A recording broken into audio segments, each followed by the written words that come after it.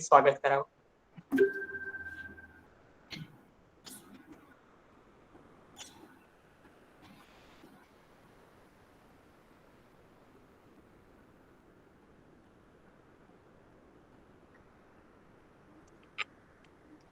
Anita ma'am, आपला आवाज येत नाही. म्यूट आहे.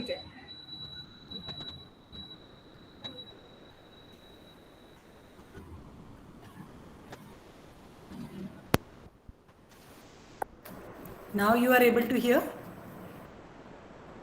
Yes ma'am. ओके. महाविद्यालयातर्फे सर्वांना माझे नमस्कार. आजच्या सत्रासाठी आमचे आदरणीय प्रमुख पाहुणे लोकप्रिय लेखिका वीणा गवाणकर मॅडम, आमच्या उपप्राचार्या doctor Shantini Nair madam, Rita Vazirani madam, सर्व निमंत्रित आणि माझ्या प्रिय विद्यार्थी मित्रांनो, विवेकानंद एज्युकेशन सोसायटीच्या कला विज्ञान आणि वाणिज्य चेंबूर मुंबईतर्फे तुम्हा सर्वांचे हार्दिक स्वागत आहे.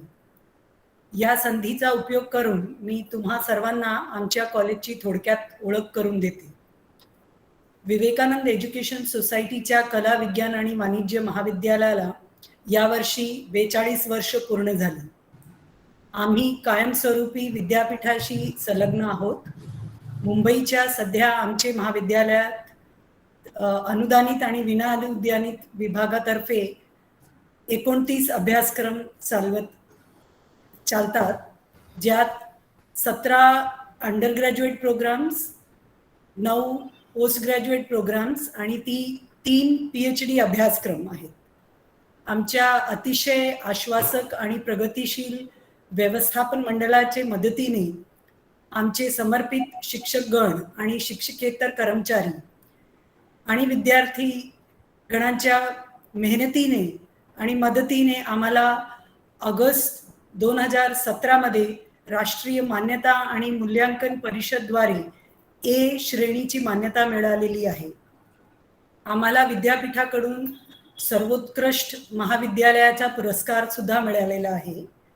अलीकडेच आमच्या कॉलेजला UGC आणि मुंबई विद्यापीठाने स्वायत्त दर्जा बहाल केला आहे. आम्ही आमच्या सक्रिय ग्रंथपाल डॉक्टर मेघना संजीवा आणि ग्रंथालय समितीचे खूप आभारी आहोत, जे नेहमी विविध संधी उपलब्ध करून देऊन महाविद्यालय कर्मचारी आणि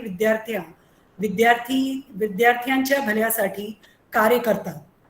विद्यार्थ्यांसाठी वाचनाची आवड निर्माण व्हावी आणि इतके दिवस बंद असलेले वाचनालय पुन्हा एकदा विद्यार्थ्याने भरले जावे, यासाठी खुल्या भाषणाचे आजचे सत्र असाच एक उपक्रम आहे. मी वीणा गवाणकर मॅडम यांनी आमचे निमंत्रण स्वीकारले आणि आमच्या विद्यार्थ्यांशी मनमोकळा संवाद साधायला ते तयार झाल्या, याबद्दल आम्ही त्यांचे खूप आभारी आहोत. सर्वांनी या संधीचा लाभ घ्यावा हीच माझी विनंती. धन्यवाद मॅडम. मनपूर्वक धन्यवाद मॅम. अगदी थोडक्या शब्दात महाविद्यालयाची ओळख अनिता मॅम यांनी केली, त्याबद्दल त्यांचं मनपूर्वक धन्यवाद. आणि अर्थात ज्या कार्यक्रमाची प्रत्येकाला उत्सुकता लागली आहे, ज्या लेखिका आपण आमंत्रित झालेल्या आहेत, त्यांचा परिचय असणं खरंच गरजेचं आहे, पण त्यांचा कारभार घराघरात पोहोचलाय. आणि ज्या वेळेला आम्ही पोस्टरवर एक होता कारभार यांच्या लेखिका असा आम्ही उपस्थित प्रश्न केला, त्यावेळेला प्रत्येकाची उत्सुकता होती. अर्थात आपल्याला त्यांच्याशी मुक्त संवाद करायचा आहे, पण या वीणा गवाणकर मॅम त्यांचे परिचय देण्यासाठी महाविद्यालयाच्या वतीनं मी सीमा मॅम यांना विनंती करतो की मॅमचा परिचय त्यांनी द्यावा.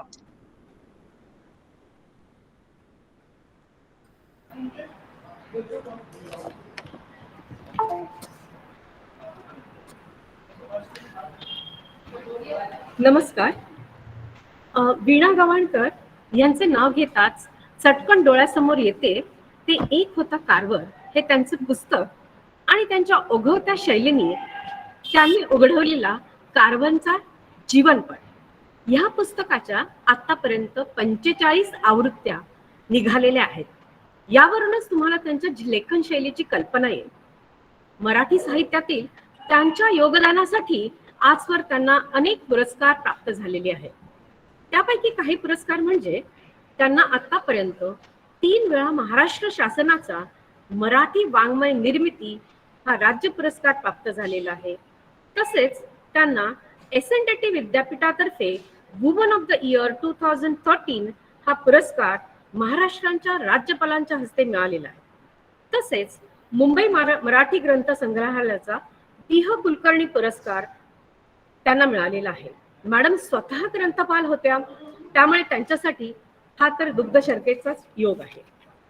तसेच मॅडमना अनेक पुरस्कार मिळाले आहेत, म्हणजे की कोकण मराठी साहित्य परिषदेचा धनंजय वीर पुरस्कार, एस.जी. वर्टी मेमोरियल ट्रस्टचा वर्टी सर पुरस्कार, मेहता पब्लिशिंग हाऊस फाउंडेशनचा कमलाबाई ओगले साहित्य पुरस्कार, नवशक्ती जीवन गौरव पुरस्कार, पुणे मराठी ग्रंथालयाचा साहित्य सम्राट नची केळकर पुरस्कार, झी मराठीचा उंच माझा झोका हा जीवन गौरव पुरस्कार, स्नेहांजलीचा जीवन गौरव पुरस्कार आणि असे अनेक पुरस्कार त्यांना मिळालेले.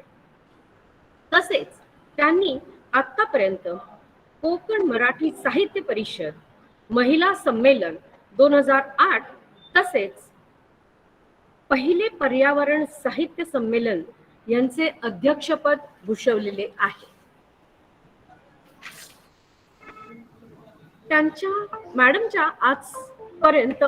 मॅडमने आजपर्यंत अनेक व्यक्तींचे चरित्र लेखन केलेले आहे. त्यातील उल्लेखनीय अशा व्यक्ती म्हणजे एक होता कार्व्हर. हे पुस्तक त्यांनी अमेरिकेतील पहिला कृष्णवर्णीय शास्त्रज्ञ जॉर्ज वॉशिंग्टन कार्व्हर यांच्या जीवनावर आधारित आहे. हे त्यांचे पुस्तक लहान थोर सर्वांनाच अतिशय प्रेरणादायी आहे. तसेच डॉक्टर आयडा स्कडर, ज्या की भारतात आरोग्य सेवा देणाऱ्या पहिल्या अमेरिकन समाजसेविका होत्या, हे त्यांचे जीवनचरित्र पण अतिशय प्रसिद्ध आहे.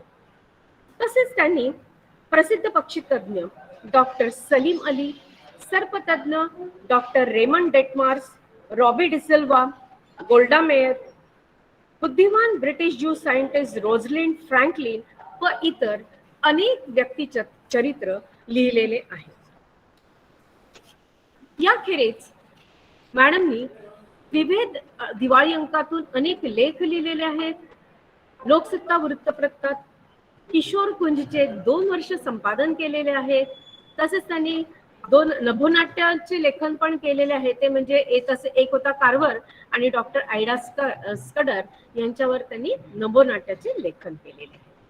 म्हणून माझ्या विद्यार्थी मित्रांनो, ही आणि अशी अनेक त्यांची प्रेरणादायी पुस्तके वाचून तुम्ही तुमची ओंजळ भरून घ्या आणि आपले जीवन समृद्ध करा. विशेष वाचन दिनाचे औचित्य साधून मी तुम्हाला ही आग्रहाची विनंती करते. विवेक, तू कंटिन्यू कर. मनपूर्वक धन्यवाद मॅम.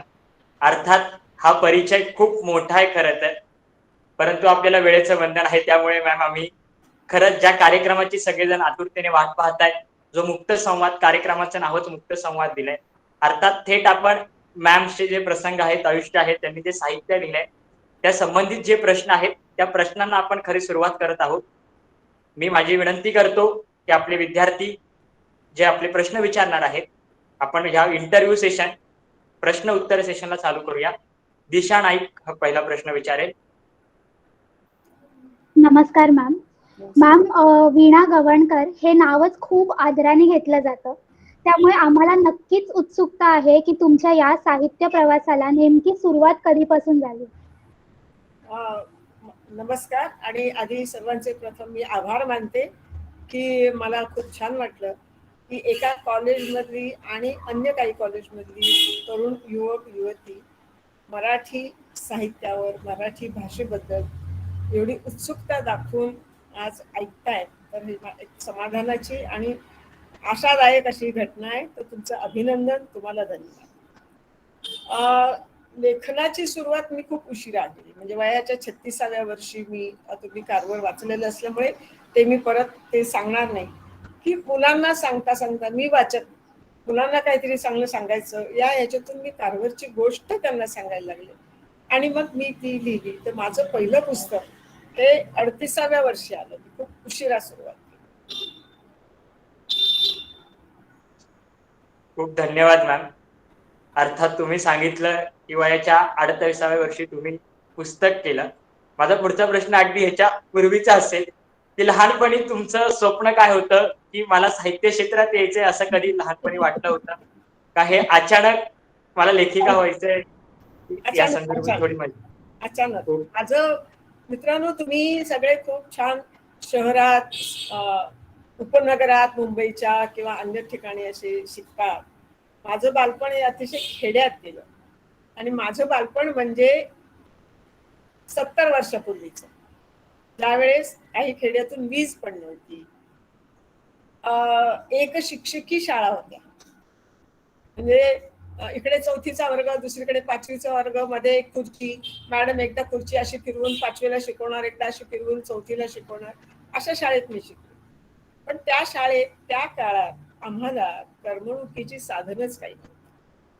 रेडिओ हा जेमतेम गाणी ऐकली, कधी ऐकली नाही ऐकली. बातम्या वगैरे ऐकणं हे आमचा त्यावेळेस सुद्धा प्रांत नव्हता, लहान होतो. मैदानी खेळ आम्हाला मुलींना त्यावेळेस माहित नव्हतं, म्हणजे 6च्या आतच घरात यायला लागायचं. अशा वेळेला एकमेव साधन होतं पुस्तक. आणि त्या खेड्यात राहताना, खेड्यात जगताना बाहेरचं जगाचं दर्शन कशामुळे घडतं, बाहेरच्या जगाची, तुमच्या परिसरापलीकडची, तुमच्या जगापलीकडची जाणीव किंवा समजूत तुमची कशाने होते, ते वाचनातून. हे केवळ मनोरंजनाचं वाचन हे साधन नाहीये. तर तुम्हाला तुमचा भवताल, तुमचा परिसर समजून घ्यायचा असेल तर हे पुस्तक हा पूल आहे. हा तुमचा पूल दुसऱ्या बाहेरच्या जगाशी जोडतो आणि त्या देवाणघेवाणीतून तुम्हाला खूप काही समजत जातं. तुम्हाला न विचारलेल्या प्रश्नाचं तुझ्या मी एक उत्तर देते. हे मी 7व्या-8व्या वर्षापासून सुरू केलेलं वाचन आज तागायत मी वाचत असते. याचं कारण मी काही सतत लोकांच्यात वावरत नाही. माझं कॉलेज संपलं, मी लायब्ररीयन होते 4 वर्ष, तिथे मला खूप पुस्तकं वाचायला मिळाली. याच्यातून मला बाहेरच्या जगाची जाणीव झाली, समजूत आली. आणि प्रत्यक्ष जाऊन तिथे त्या लोकांशी भेटणं किंवा ती परिस्थिती समजून घेणं हे शक्य नसलं तरी या पुस्तकांनी मला तो मार्ग दाखवला.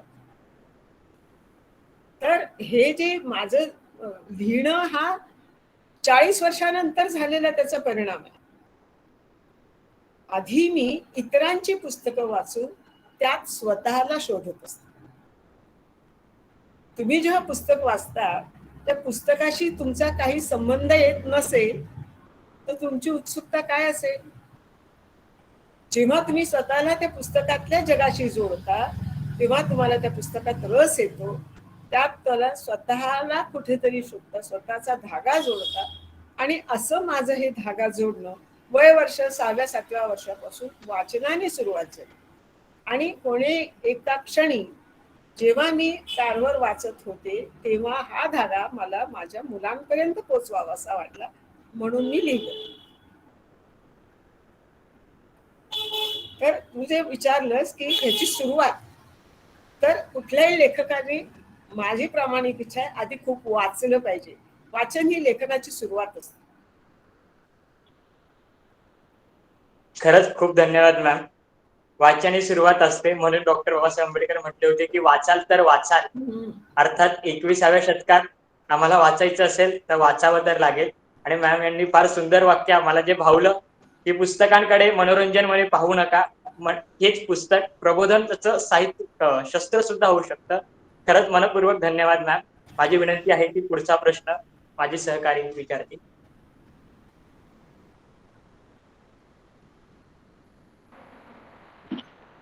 अनेक चरित्र लिहून जिवंत आदर्श समाजापुढे तुम्ही उभे केले आणि मानवतावादी दृष्टिकोन समाजापुढे ठेवलाय. मग त्यामागची तुमची भूमिका काय होती याबद्दल आम्हाला थोडं स्पष्ट कराल का?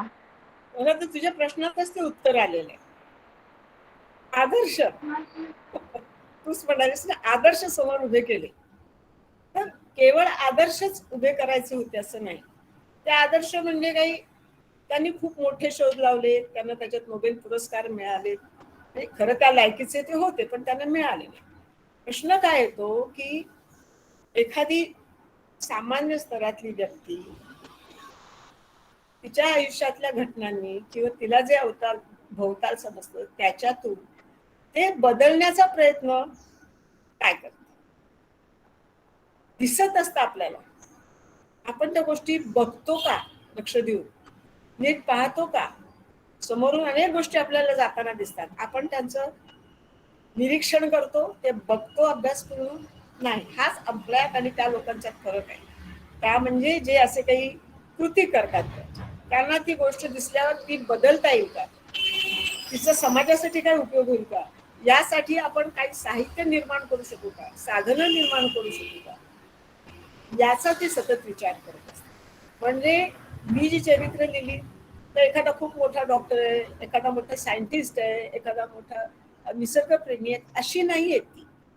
तर ही जे प्रत्येक तुम्ही कुठलंही चरित्र काढलंस, त्या त्या क्षेत्रात या माणसाने काहीतरी मूलभूत काम केलेलं आहे, नवनिर्माण केलेलं आहे. नेहमीची हल्लीचा तुमचा शब्द आहे ना, out of box. Out of box, तसे हे आउट ऑफ बॉक्स थिंकिंग करून ह्यांनी वेगळे मार्ग काढलेले, आणि ते केवळ स्वतःपुरते नव्हते. मग ती आयडास कडर असेल, अनेक असंख्य डॉक्टर्स आपल्याकडे, मग आयडास कडरच का? तर तिने ग्रामीण भागात पहिल्यांदा वैद्यकीय सेवा जगात पहिल्यांदा दिली, केवळ भारतात नाही. तर तिने जगात पहिल्यांदा ग्रामीण भागात वैद्यकीय सेवा नेली, ती सुद्धा कशातून? बैलगाडी. आणि तिथलं बालमाता, बालविवाह, बालमृत्यू, बालविधवा, अशा अनेक अनिष्ट प्रथा मोडीत काढून तिथल्या स्त्रीला चांगलं जीवन जगण्यासाठी सक्षम केलं, आरोग्य तिचं सुधारलं. हा तिचा वेगळेपणा आहे. होती कुठली ती? अमेरिकेतली. मग तिला भारतात येऊन करायचं काय गरज पडली होती? तिला काही आता आपण दाखवणार होतो का ह्याच्यावरती, समोर सोशल मीडियावर दाखवणार होतो का? ती एका साध्या घरात राहत होती, तिने साध्या खटाऱ्यातून तिथे औषधं पोहोचवली, घरोघरी ती गेली आणि लोकांची अंधश्रद्धा आणि कुप्रथा दूर करण्याचा प्रयत्न केला. हे तिचं वैद्यकीय सेवेतलं वेगळेपण आहे आणि मूलभूत काम आहे. पण ह्याचं कुठलेही तू कॅरेक्टर्स घेतले, मी लिहिलेलं कुठलाही चरित्र नाही घेतलास तरी तो अनेक काहीतरी मूलभूत काम केलंय आणि आधीची चौकट मोडून केलंय. हे करताना वर्ष 2 वर्षात ते केलेलं नाहीये. 40-50 वर्ष ते एका क्षेत्रात काम करत होते. त्याच्यातून आपण काय शिकू शकतो? की तुम्हाला झटपट यश मिळेलही कदाचित, पण ते टिकेल असं नाही. पण तुम्ही जेव्हा स्वतःला ओतून एखाद्या कामाचा पाया घालता, तो पाया मजबूत करता, तेव्हा त्याचे परिणाम आजही तुम्ही कारभार इतक्या वर्षानंतर का तुम्हाला जवळचा वाटतो? तर त्यांनी हे मूलभूत काम केलं. तर चरित्राचा मूळ हा काय आहे? केवळ कुठल्या तरी बाहेरचा काहीतरी गमतीशीर केली, 100 फुटावरून उडी मारली, एका तासात 100 अंडी खाल्ली, हे विक्रम नाही आहेत. ते विक्रम माणसाच्या जिद्दीचे आहेत, माणसाच्या कष्टाचे आहेत, माणसाच्या प्रामाणिकपणाचे आहेत. आणि म्हणून ते आदर्श आहेत. तुम्ही मुलं थोड्याशा अपयशाने खचता का? माझ्याकडे अमुक साधनं नाहीत म्हणून तुम्ही उदास होता का? सबबी काय मांडता तुम्ही? अशा सबबी त्या लोकांनी मांडलेल्या नाहीत कोणीच. ह्या सबबी मांडू नका. श्रमाची प्रतिष्ठा ठेवा. हे माझं काम नाहीये, हे त्या दुसऱ्याचं काम आहे का, हे माझ्या स्टेटसला शोभत नाही, असली जी श्रमाला प्रतिष्ठा न देणारी कारण आहेत ती बाजूला करा. अशा अप्रत्यक्ष खूप त्याच्यात संदेश असतात. वाचल्यानंतर ते आपण समजून घ्यायचे असतात. तेव्हा हे सांगणं म्हणजे मला कथा लिहिता येत नाही, मला कविता लिहिता येत नाही, मला कादंबरी लिहिता येत नाही, मला काय लिहिता येतं? चरित्र लिहिता येतं. चरित्र मी काय आत्मचरित्र लिहिणार नाही, मी दुसऱ्यांची चरित्र लिहिणार, माझ्याकडे स्वतःच काहीच नाही. त्यावेळेस तो अभ्यास करून लोकांना सांगणं हा माझा ह्याच्या लिहिण्यामागचा हेतू असतो. धन्यवाद मॅम.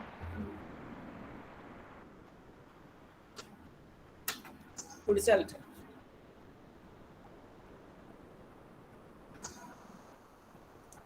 कारवर या पुस्तकाने खूप काही मिळवलं, वाचकांना प्रेरित केलं. हे पुस्तक लिहिण्यापूर्वी तुम्ही काय विचार केला होता आणि तुमच्या मनातला कारवर आम्हाला सांगावा. किती बोल. मी जेव्हा कारवर लिहिलं तेव्हा मी पुस्तक लिहिलं हेच मला माहित नव्हतं, कारण ते माझ्या आयुष्याचं पहिलंच लेखन होतं. मला कोणीतरी सांगितलं हे असं लिहिलंयस तू प्रकाशकांकडे पाठव, म्हणून मी प्रकाशकांकडे राजहंस प्रकाशन माझगाव काढले श्रीगाव. काहीतरी होतंय थांब. तर त्यांनी माझा ऐकू येते तिकडे. हॅलो. तर त्यांनी ते छापायचं ठरलं, तर त्यांनी विचारलं ह्याचा कॉपीराईट काय, ह्याचा अनुवाद कशाचा केलाय.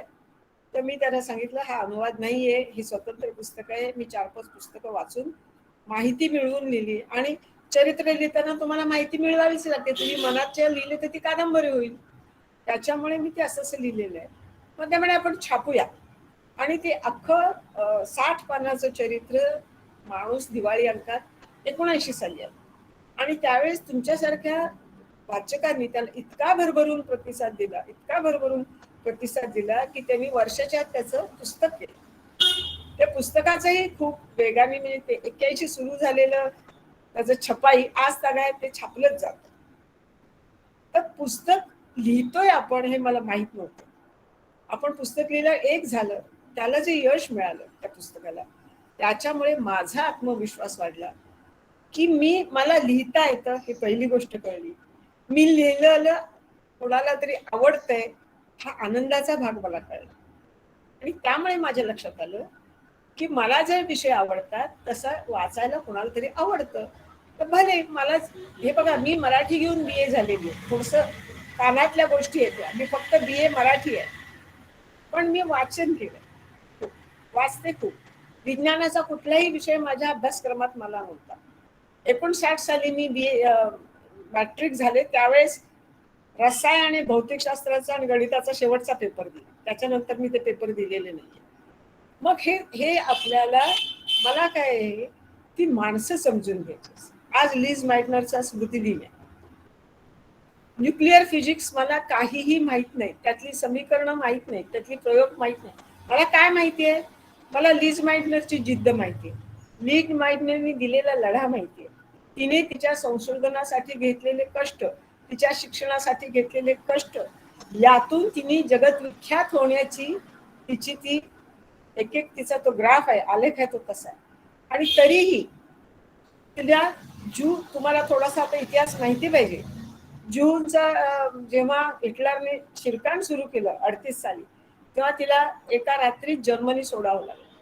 अत्यंत हलाखीत ती जगत होती, तरी सुद्धा स्वतःच्या विज्ञानाशी, स्वतःच्या अभ्यासासाठी तिने तडजोड केली. आणि म्हणून मला तिचं कौतुक करतं.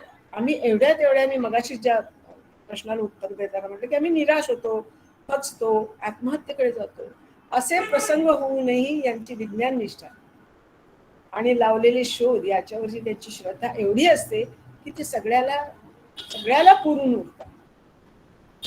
आणि ह्या लीज मायटनरचं तुम्हाला मेरी क्युरी म्हटलं की माहिती असतं, तिला नोबेल पुरस्कार मिळालाय. आपल्या अशा पटकन नावं आली की ना त्यांना मिळालं, मदर तेरेसा नोबेल मिळाले. लीज मायटनरचं 15 वेळा नोबेलसाठी नामांकन झालेलं, तिला दिलं गेलं नाही.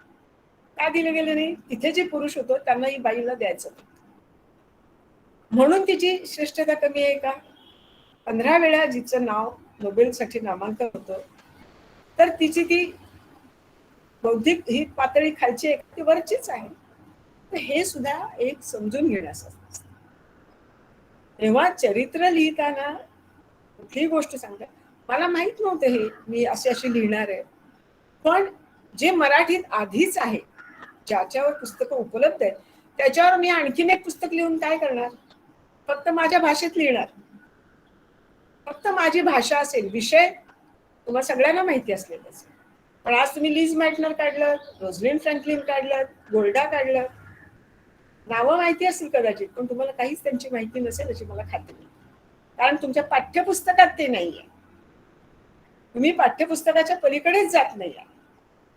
तेव्हा हा जो मला शोध लागला तेव्हा मला हेही कळलं की ज्ञानाचा विस्तार खूप आहे, ज्ञानाची क्षेत्र खूप आहेत. मी लायब्ररीन होते, त्या लायब्ररीत असताना मी आंबेडकरांच्या कॉलेजमध्ये लायब्ररी होते, हजारो पुस्तकं मी हाताखालून माझ्यात गेली. तेव्हा मला कळलं की माझं ज्ञान कणा एवढं, ज्ञानाचा विस्तार मोठा आहे. आणि इकडे इंग्रजी जे माझं वाचन, मी मराठीत शिकल्यामुळे मी इंग्रजी वाचत असे जास्त. हा न्यूनगंड असतो की आपल्याला मराठी येतं, इंग्रजी कुठे समजतं. इंग्रजी वाचलं, त्याच्यातून मला या पुस्तकांच्या दिशा मिळत गेल्या. Thank you ma'am.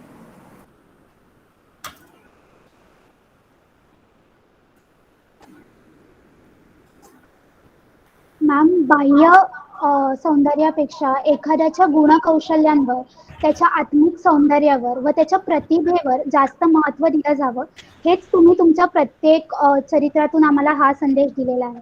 तर याबद्दल तुम्ही अजून आम्हाला काय सांगाल? तर हे खरं म्हणजे तुम्हाला माहिती असलेलीच उत्तर तुम्ही प्रश्न करून विचारताय. बाह्य सौंदर्यावर आपण बघतो, बाह्य सौंदर्यात असलेल्या लोकांचे किती तारे तोडले जात असतात ते आपण बघतो. आपला काही संबंध नाही. विचारांचं म्हणजे हे बघा, तुमच्या घरातली आई ती तुम्हाला सुंदर का वाटते? तुमच्या घरातले वडील, तुमची बहीण, भावंड तुम्हाला सुंदर वाटतात की नाही? ती आई अंध असू शकतील, वडील अंध असू शकतील, अपंग असू शकतील, विशेष गरजा असलेले असू शकतील, तरीही ते आपल्याला म्हणतात. याचं कारण त्यांच्याशी तुमची जोडली गेलेली नातं, त्यांच्याबद्दल असणारं प्रेम. तर मग त्याच्यातले तुम्ही दोष कमी बघता आणि गुण जास्त बघता. बरोबर आहे. आणि त्या गुणांमुळे म्हणजे आई अल्पशिक्षित असली तरी तुम्हाला शिकण्यासाठी तिने प्रेरणा दिलेली असते. तिने अडीअडचणीतून मार्ग काढलेला असतो, तो तुम्हाला पुष्कळ वेळेला मार्गदर्शक ठरतो. तिचे उपदेशाचे बोल असतात. सामान्य परिस्थितीत टिकूनही सगळ्यांची सामान्य असते नाही, श्रीमंताची असू शकते, पण त्याच्यातलं जे काम करण्याची प्रवृत्ती असते, त्याच्यातले गुण असतात. आणि स्वाभाविकपणे तुम्ही विचार करा, तुम्हाला स्वतःला चांगलं म्हटलेलं आवडेल का बदमाश म्हटलेलं आवडेल? तुमची स्तुती करताना कुणीतरी तुम्हाला चांगलं म्हटलेलंच आवडेल ना. तर स्वाभाविकपणे चांगल्याकडे जाण्याचा हा मानवी स्वभाव असतोच. म्हणजे अगदी जे म्हणू नये, परंतु गुंड पॉलिटिशियन्सना सुद्धा स्वतःची चरित्र लिहून व्हाईट वॉश करावं वाटतो. का वाटतो? की चांगल्या लोकांनी आपल्याला स्वीकारावं, आपली प्रतिमा स्वच्छ, म्हणजे स्वच्छ प्रतिमेची सगळ्यांनाच ओढ असते. अगदी गुंड्याला सुद्धा असते. खट्याळ मुलाला सुद्धा चांगला असेल बाबा म्हटलं की त्याला बरं वाटतं, तेवढी त्याची प्रतिमा धुतली जाते. तर हे जे असतं हे आपल्या मानसिकतेवर आहे, विचारांच्या वर आहे. तुम्ही जर नीट विचार करत असाल तर आपोआप कोण म्हणतंय याच्यापेक्षा तो काय सांगतोय याच्याकडे तुम्ही महत्त्व द्या. मी आज इथे 25शीतली तरुणी बसलेली आहे आणि तुम्हाला टिप्स देणार आहे म्हणून तुम्ही इथे आलेले नाही आहात. तुम्ही इथे आलेले का आहात? काहीतरी तुम्हाला माझ्याकडून ऐकायला मिळणार आहे म्हणून आले. तिथे सौंदर्याचा संबंध येतेच कुठे? शेवटी ह्याच्यातून वर जाणं हीच माणुसकी असते, हीच मानवता आहे. दिसणाऱ्या गोष्टीपेक्षा असणाऱ्या गोष्टी समजून घेणं, यालाच मानवता. हीच आपली बुद्धी वापरून करायची काम असते. धन्यवाद मॅम. खरंच मनपूर्वक धन्यवाद मॅम. अगदी सौंदर्याची व्याख्या तुम्ही समजावली. अर्थात माझा पुढचा प्रश्न याबद्दल तुम्ही आधी थोडं सांगितलंय आणि आपल्या परिचय देताना सुद्धा आपण पाहिलंय की कारवरचं जे क्षेत्र आहे ते एक विशिष्ट क्षेत्र आहे. मग आयडास कॅडर यांचं क्षेत्र आरोग्य सेवेशी संलग्न आहे, खानकोजींचं वेगळं आहे, पुन्हा विलासरावांचं पाणी क्षेत्राशी संबंधित आहे. मग मॅम जसा विचार करायला गेलो तर प्रत्येक महापुरुषाचं त्या व्यक्तीचं चरित्र लिहिताना क्षेत्र भिन्न आहेत. तुम्ही आधीच सांगितलं की माझं BA लिटरेचर मराठीमधून झालंय. मग हा प्रश्न ज्या वेळेला आम्ही महाविद्यालयात आम्हाला अंडर ग्रॅज्युएट विद्यार्थ्यांसाठी ACP नावाचा कोर्स असतो मॅम, आम्हाला संशोधन करावं लागतं. तर आम्ही आमच्या क्षेत्रातलं, जर मी वाणिज्य शाखेतला आहे तर वाणिज्य शाखेतलाच विषय दिला तर आम्हाला त्याची माहिती मिळवण्यासाठी खूप सारे ग्रंथ वाचावे लागतात, वेबसाईट्स यायला लागतात. पण तुमच्या क्षेत्रात ही सगळी महापुरुष वेगळी क्षेत्रातली आहेत, वेगळ्या रस्त्यावरची आहेत. मग या सगळ्यांची माहिती तुम्ही कशी गोळा केली आणि ती गोळा करण्यात तुम्हाला कोणाकोणाचं योगदान लागतं, हा प्रश्न मला विचारायचा. खूप छान प्रश्न विचारलास, बरं वाटलं मला. हे काय असतं, मी म्हटलं तसं मी 15-20व्या वर्षी नाही लिहिलं, मी 40व्या वर्षी लिहिलं. पण मी सांगितलं तसं वयाच्या 10व्या वर्षापासून मी वाचत होते. लहानपणीचं वाचन आपण सोडून देऊ, थोडंसं कल्पनारंजन, मनोरंजक, परिकथा फार वाचलं नाही, मला साहस कथा वाचायच्या, चरित्र वाचत. पण नंतरचं वाचन वाचत गेल्यानंतर एक तुमची काहीतरी तयार होते, एक स्वतःची भूमिका, वाचण्याची वगैरे भूमिका तयार. सॉरी, जरा प्रश्न परत रिपीट कर. मॅम, तुमचं हे संशोधन क्षेत्र तुम्ही कसं केलं? Okay okay. संशोधन असं झालं की मी जेव्हा BA झाले 63 साली, तेव्हा आपल्याकडे स्त्रियांना 2च क्षेत्र उपलब्ध होती. एक BT व्हायचे म्हणजे teachers training, bachelor of teachers training. दुसरं बँकेत त्यावेळेस बायकांना सुरुवात झाली.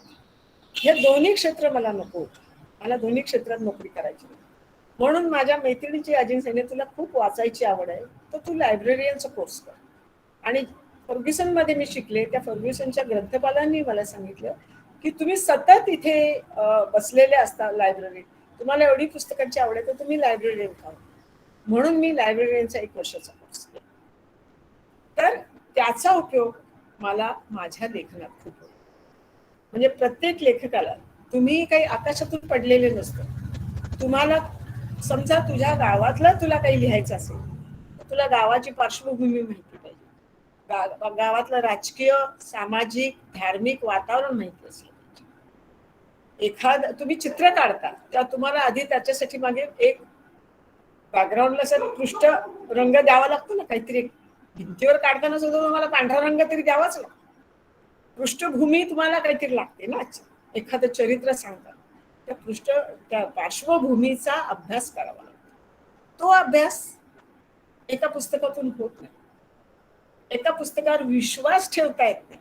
कोणी कुठल्या हेतूने ते पुस्तक लिहिलं असेल हा हेतू पण त्या पुस्तकामध्ये असतो. म्हणजे आपल्याचकडे समजा मी शिवाजीवरचं चरित्र लिहिलं, दुसरा माणूस दुसऱ्या हेतूने सुद्धा शिवाजीवरचं चरित्र लिहू शकतो. याच्यात खरे खोटेपणा तोलण्यासाठी, समजून घेण्यासाठी तुम्हाला अवांतर वाचावं लागतं. ते अवांतर हे अधोरेखित करा. तुमचं वाचन, जेव्हा तुम्ही टेक्स्टबुक फक्त वाचता, पाठ्यपुस्तकं वाचतात, ते तुमच्या खिडक्या आहेत, त्याच्यातून तुम्ही उड्या मारून बाहेर जाऊन बाहेरचं जग बघितलं पाहिजे. त्या खिडकीच्या आतच राहता का, म्हणजे तुम्हाला बाहेरच्या जगाचं दर्शन. जेव्हा आम्ही कारवार लिहिलं तेव्हा एक पुस्तक वाचून त्याचं लगेच नाही केलं. किंवा गोल्डा मेअरचं काय एक चरित्र घेऊन त्याचा अनुवाद नाही केला. त्याच्यासाठी 10 पुस्तकं मला वाचवलं. इस्रायलची पार्श्वभूमी काय होती, इस्रायलचं राजकीय काय होते, एक स्त्री म्हणून तिचं स्थान काय होतं, हे सोशलिस्ट चळवळ म्हणजे काय होती, पॅलेस्टाईन म्हणजे काय होतं. तर हे सगळं समजल्याशिवाय त्या पार्श्वभूमीवर उभी असणारी गोल्डा समजणार. जेव्हा तुम्हाला कारवार कळतो तेव्हा त्याची बॅकग्राऊंड कळते, पार्श्वभूमी कळते, म्हणून त्याचं मोठेपण तुम्हाला कळतं. बरोबर. तर ह्या पार्श्वभूमी आजूबाजूचं त्यावेळेस हे काय, लोकांना गुलामी म्हणजे काय, पिकाचं एकच पीक काढणं म्हणजे काय, त्याचं नुकसान काय, पिकांचे फेरपालट म्हणजे काय, हे नुसतं मी एका वाक्यात सांगितलं तर होईल का. ते पिकांचे फेरपालट सांग म्हणजे तुम्हाला वाचन खूप. तर लायब्ररियन असल्याचा हा फायदा होतो की हे सगळे क्रॉस रेफरन्सेस हे समजून घेतात. तुम्हाला एक, मी तर म्हणते प्रत्येक लेखकाचं एक ओरिएंटेशन व्हायला पाहिजे. लायब्ररीत नेऊन ही अशी पुस्तकाची रचना असते, इथे ही पुस्तकं मिळतील, ह्याचे रेफरन्सेस शोधायचे, या रेफरन्समधून तुम्ही हा दुसरा रेफरन्स शोधायचा. तुम्ही जे लिहिता हे सत्यतेच्या जास्तीत जास्त जवळ जाण्यासाठी हे अवांतर वाचन किंवा हे लायब्ररी संशोधन महत्वाचं असतं.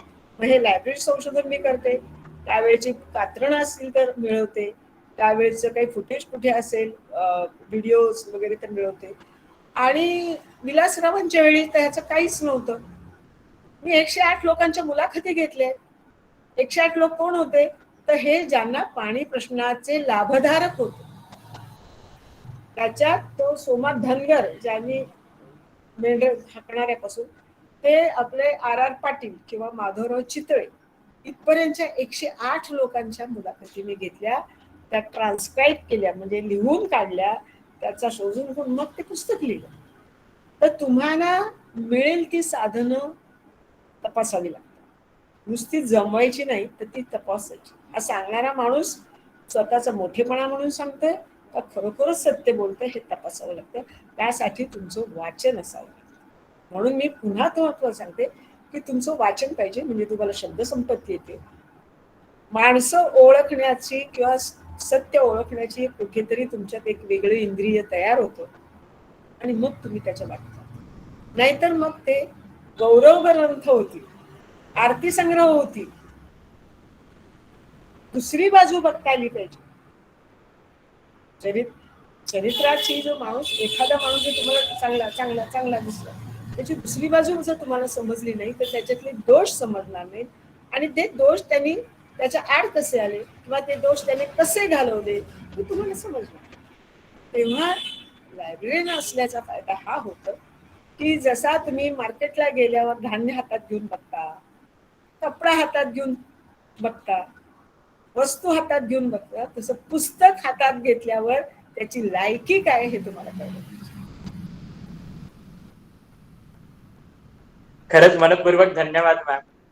हे फार उत्तर समर्पक होतं आणि ह्या वाचन संस्कृतीला वाचन करणं का गरजेचं आहे हे तुम्ही सांगितलं. माझी विनंती आहे माधुरीला की पुढचा प्रश्न तिने विचारा. साहित्यिक म्हणून आजवर अनेक वाचकांनी तुम्हाला अनेक प्रतिक्रिया दिल्या असतील, तर त्यातली एखादी अविस्मरणीय भेट किंवा एखादा प्रसंग आम्हाला सांगितला तर आम्हाला खूप आनंद होईल. खूप आहेत. म्हणजे आता तुमच्यासारखे विद्यार्थी म्हणजे काही एक दोन तीन सांगते प्रसंग. नेवासे तुम्ही गाव ऐकलं असेल, ज्ञानेश्वरांचा पैस जिथे काय नेवासे गाव, तिथल्या शाळेतून 8वी अ च्या मुलांचं मला 28 मुलांचं पत्र आलं की आम्ही आमचा वर्ग सुरू होण्याच्या ऐवजी 15 मिनिट आम्ही सामुदायिक कारभार वाचतो. ही 85-86 सालात गोष्ट. आणि आज आमचं ते वाचून झालं. तेव्हा आम्हाला सुंदर पुस्तक वाचायला दिल्याबद्दल तुम्हाला धन्यवाद. तर मी त्यांना पत्र लिहिलं की तुमच्या शिक्षिकेबद्दल मला खूप आदर वाटला की त्यांना असं वाटलं की हे पुस्तक शाळेतल्या मुलांनी वाचावं. तर तुम्ही हे त्यांना त्यांच्याकडून वाचून घेतलं तर मला आनंद वाटतो की त्या मॅडमला, त्या शिक्षिकेला मी धन्यवाद देतो. तेव्हा त्या शिक्षिकेचं मला पत्र आलं की या मुलांच्यात एक कुंभाराची मुलगी होती. कुंभार म्हणजे अक्षरशः चाकावरती मडकी करणारा तो छोटासा कुंभार. तो एक दिवस माझ्या शाळेत नवरा बायको त्या मुलीला घेऊन तर म्हणाला, ताई तुम्ही जे मॅम शाळेत पुस्तक वाचताना ते आम्हाला हवंय. तर त्या म्हणाला, कशासाठी हवंय? तर ते म्हणाले की ती रोज मुलगी येते आणि मला ती गोष्ट सांगते आणि लवकर शाळेत जायला घाई करते आणि ती गोष्ट चुकवायची. तर त्या शिक्षिकेचा मोठेपणा असा की शिक्षिकेने त्यावेळेस त्या पुस्तकाची किंमत 75 रुपये होती. आता ते 450. त्यावेळेस ते साधं बिनचित्राचं पुस्तक. त्या शिक्षिकेने स्वतःच्या पैशातून ते पुस्तक त्या मुलीला विकत घेऊन दिलं. तर हे जे आहे आज एका मुलीच्या पालकांना असं वाटावं की आपल्या अशिक्षित पालकांना की आपल्या मुलीला हे पुस्तक मिळालं पाहिजे, हा माझ्यासाठी फार मोठा आनंदाचा आणि पुरस्काराचाच एक प्रसंग म्हणतो. असे अनेक प्रसंग येतात की एक त्या मुलांनी लिहितो, मी काय म्हणूया आपण त्याला, अनुसूचित जातीतला आहे, मला 12वीला योग्य मार्क पडले नाही आणि मी उदास झालो कारण मला ह्याच्यातून सुद्धा कोट्यातून सुद्धा मला जागा मिळणं कठीण आहे. त्याच्यामुळे मी निराश झालो आणि काही मला समजत नाही काय करणं.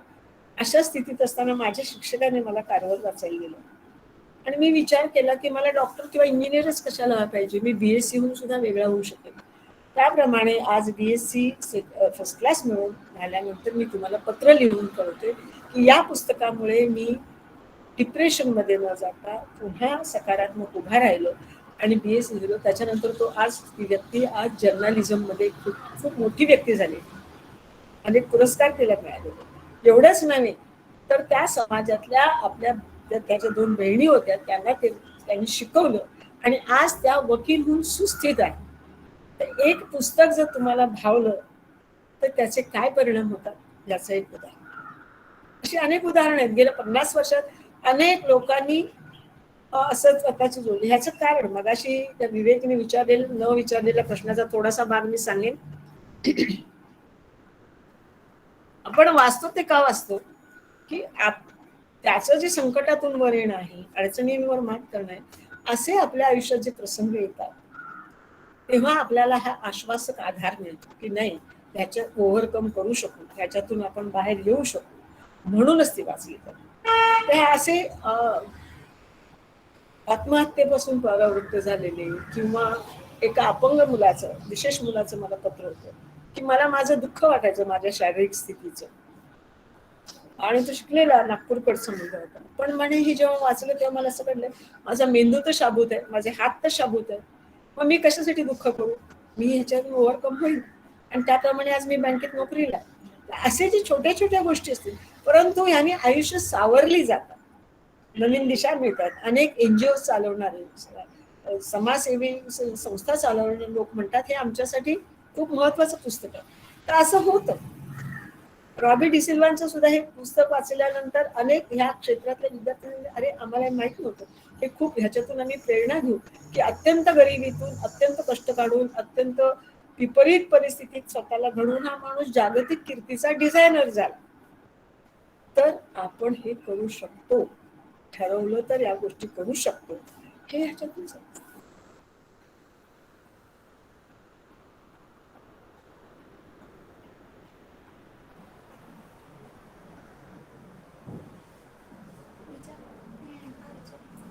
मॅम, तुमच्या साहित्य क्षेत्रातील आदर्श कोण? ज्यांचं मी वाचत आले ना लहानपणापासून, ते सगळेच माझे आदर्श. 2 प्रकारचे आदर्श होतात. एक, याच्याप्रमाणे चाललं पाहिजे, दुसरं याच्याप्रमाणे चालू नये. हाही आपण धडा घ्यायला पाहिजे. एखाद्या गोष्टीचं अनुकरण केलं पाहिजे आणि एखादी गोष्ट टाळावी कशी हेही शिकलं पाहिजे. तर हा जो मी इतके वर्ष वाचत आलेले आहे, त्यात माझे म्हणजे जुने लेखक तुम्हाला नावही माहिती म्हणजे रवा दिघे आहेत, व्यंकटेश माडगुळकर आहेत, जयदीप फडके आहेत, तुम्हाला नावही कदाचित नाही. माझ्या लहानपणी जे मला वाचत होते ते वाचते, आताही मी नवीन लोकांचं वाचत असते. तर लिहिणारे सगळे आणि जे आजूबाजूला काही घडवत आहेत ते सगळेच लोक माझे आदर्श आहेत. मी कोण आहे? मी काही कार्यकर्ता नाहीये किंवा चळवळीतली नाहीये, मी एक सामान्य लेखिका आहे, सामान्य गृहिणी आहे. त्याच्यामुळे सगळेच तुम्ही सुद्धा आदर्श आहात. मला तरुण मुलं सुद्धा आदर्श वाटतात, कारण आज तुम्ही काहीतरी हे शिकताय, हे करताय. हे मी वयाच्या 80व्या वर्षी शिकते, तुम्ही आत्ताच शिकताय या सगळ्या गोष्टी. Thank you ma'am. Ma'am, I want to ask you a question in English language. May I? Yes, please. Ma'am, what thoughts motivated you and have helped you to write such a beautiful literature over the last 40 years? I couldn't get you properly. Hello? Ma'am, Yes. Ma'am, what thoughts keep you motivated and have helped you to write such a beautiful literature over the last 40 years? What motivated me? No, ma'am. I said, what thoughts keep you motivated and have helped you to write such a beautiful literature over the last 40 years? First half sentence I cannot get it. First half sentence. Madam मी सांगते. पहिलं ऐकूत नाही, पहिलं अर्ध वाक्य. हो, मी बोलते आता. माझा आवाज स्पष्ट आहे? हा, येतोय. ती असं विचारतीये की 40 वर्ष आज तुम्ही लिहिता आहात, तर 40 वर्ष तुम्हाला what motivates you continuously to write असं? Yes. Okay. Is she there? Is she there? Yeah, she's there. Okay. Sorry, ma'am, for the delay. No, not because it's some problem. Echo. It was echoing. It was because of the sound, no problem. Yes. First thing, I am book lover. First thing, I like to read, and see, the first book gave me much success. The पहली किताब ने मुझे इतनी बड़ी छलांग लगा दी मेरी कि मैंने सोचा I will simplify it this way.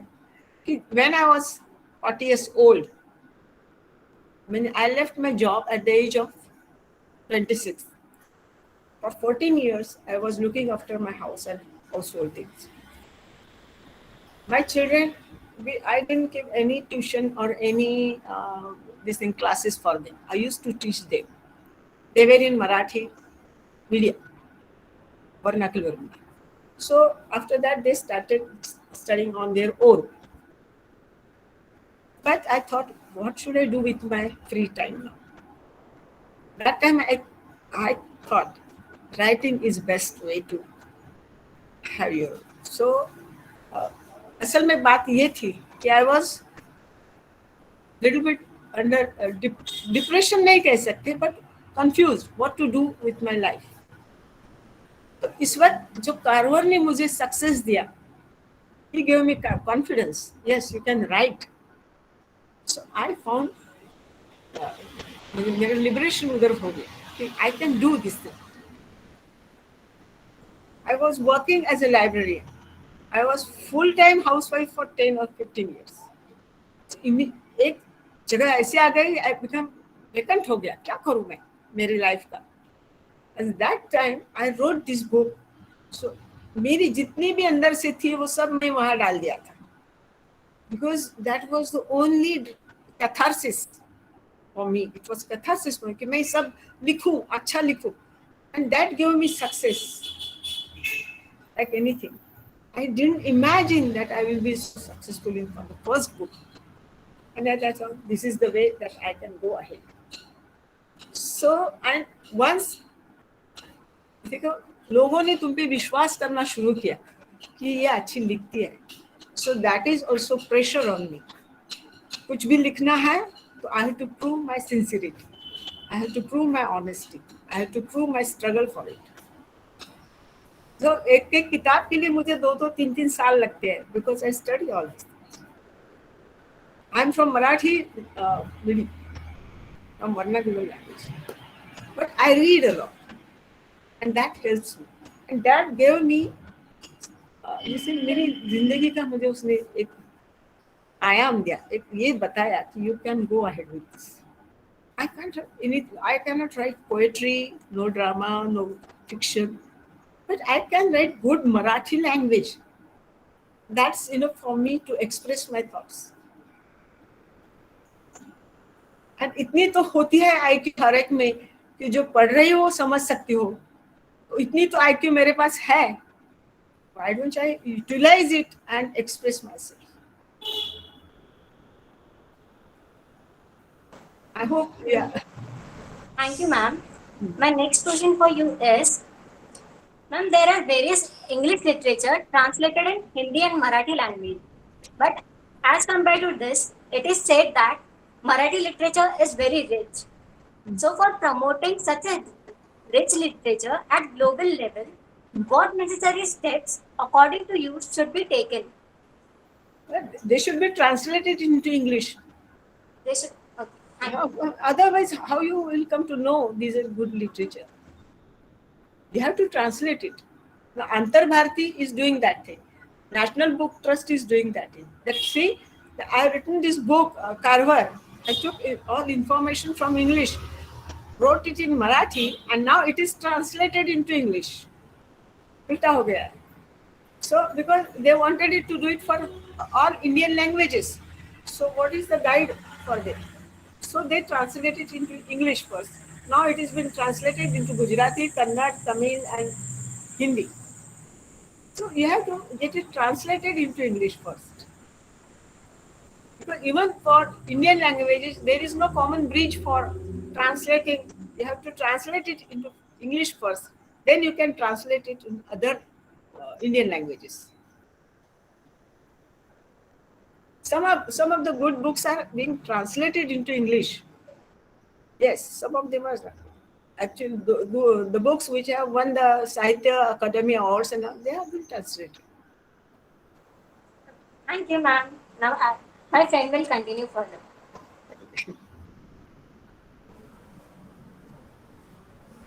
Ma'am, तुम्हाला साहित्यिकासमोरचे 21व्या शतकातील आव्हाने कोणती वाटतात? आव्हानं खूपच आहेत. पहिलं मराठी भाषेचंच आहे. कारण आता मराठी भाषा मी जी लहानपणी शिकले किंवा मी ज्या पद्धतीने शिकले ती मराठी आणि आताची मराठी याच्यात चांगल्यासाठी पण फरक झाला. कारण नवीन शब्द खूप त्याच्यात जमा झाले, नवीन संकल्पना आलेल्या आहेत. पण एकूणच ती पैशाची भाषा नसल्यामुळे, मराठी भाषा ही पैशाची नसल्यामुळे इंग्रजी माध्यमाचं तिथे जास्त प्रभाव आहे, प्राबल्य आहे.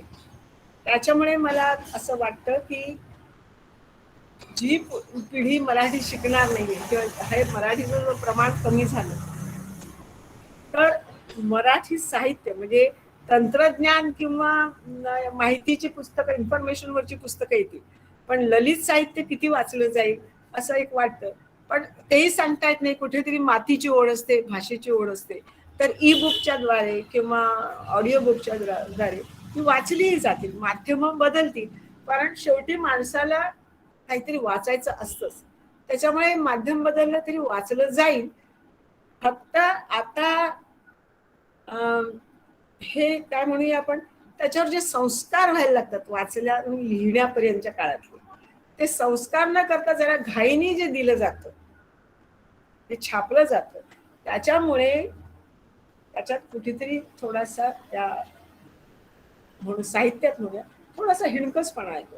त्याच्यावर संपादन व्हायला हवं असतं, त्याच्यात काहीतरी पुनर्लेखन व्हायला हवं असतं, त्याची मांडणी चांगली व्हायला लागते. याच्यासाठी जो धीर लागतो तो नसला तर मी लिहिलेलं छापलं गेलंच पाहिजे आणि छापल्यावर पुरस्कार मिळालाच पाहिजे आणि त्याची जाहिरात झालीच पाहिजे.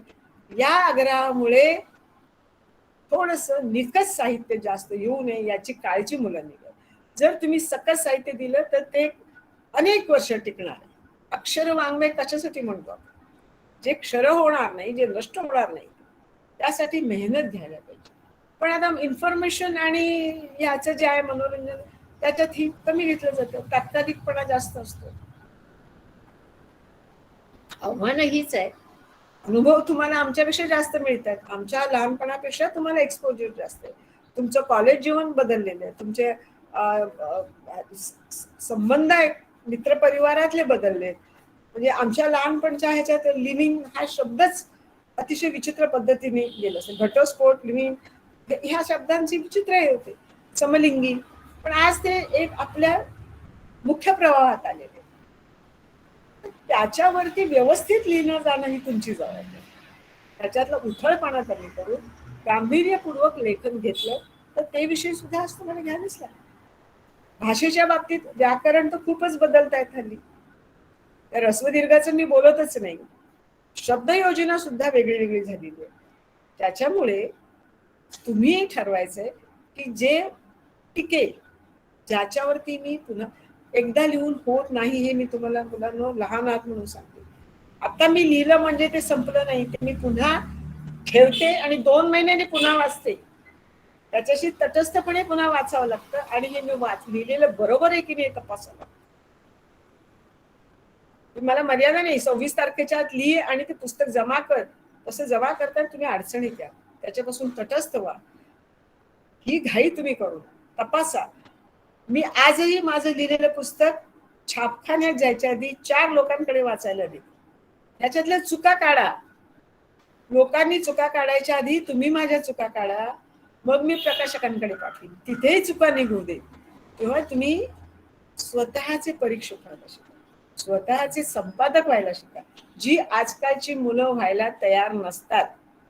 सेल्फ एडिटिंग हे महत्वाचं. स्वतःच्या प्रेमात आपण असतो. जे मी लिहिले ते चांगलेच अशी खात्री असते, त्या प्रेमात आपण असतो. ते प्रेम दुसऱ्याकडून तपासून द्यावं. Thank you ma'am. खरंच मनपूर्वक धन्यवाद मॅम. माझा पुढचा प्रश्न अगदी यालाच अनुसरून होता. तुम्ही बऱ्यापैकी युवकांबद्दल सांगितलं की युवकांना वाचलं पाहिजे.